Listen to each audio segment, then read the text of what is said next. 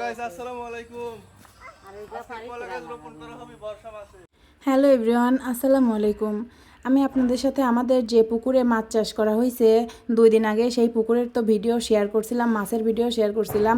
তো আজকে আমার ভাইয়া যাচ্ছে কলা গাছ লাগাতে পুকুরের পাড়ে। তো কলা গাছ কিন্তু আমি লাগাইছি এর আগে 10টা, আপনাদের সাথে শেয়ার করা হয় নাই, তাই ভাবলাম যে আজকে কলা গাছ লাগানোগুলো আপনাদের সাথে একটু শেয়ার করি।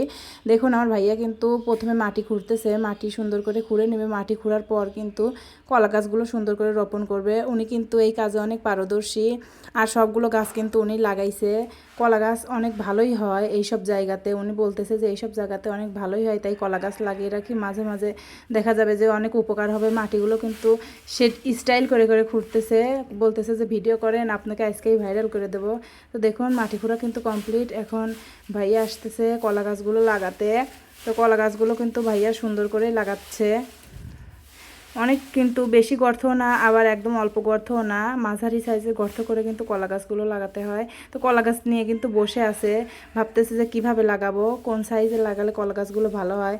দেখুন কলা গাছগুলো কিন্তু একটু বসে ভেবে চিনতে তারপরে কলা গাছগুলো কিন্তু লাগিয়ে দিল।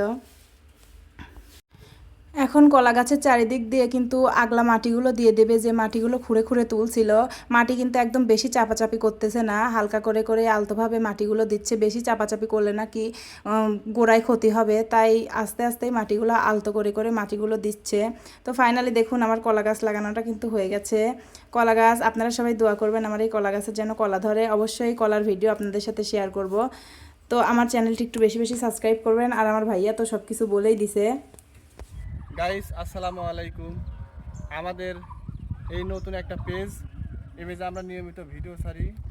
এই পেজে আপনারা প্রতিদিন ভালো ভালো ভিডিও দেখতে পারবেন, আর লাইক কমেন্ট শেয়ার করবেন, আর আমাদের এগিয়ে যেতে সাহায্য করবেন। আমাদের নতুন পেজ, আপনাদের একটি লাইক কমেন্ট শেয়ারে আমরা অনেক দূর এগিয়ে যেতে পারি, আমাদের ভবিষ্যৎ উজ্জ্বল হয়ে যেতে পারে। তাই আপনারা একটি লাইক, একটি কমেন্ট, একটি শেয়ার অ্যান্ড সাবস্ক্রাইব করে দিবেন প্লিজ গাইস।